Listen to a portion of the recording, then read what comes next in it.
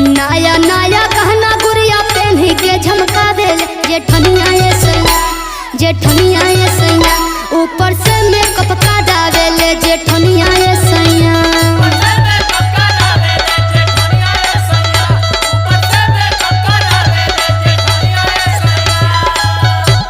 अरे बाप रे बाप, तोरो कौनो कान भर दलस का?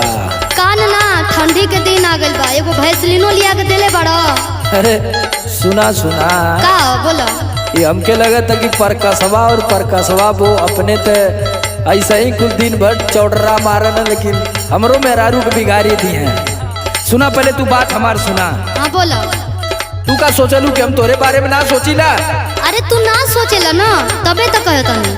अरे तोहरे ही बारे में हम दिन रात सोचत सोचत ऐसा हो गई। सुना? हाँ सुनाओ। काहे टेंशन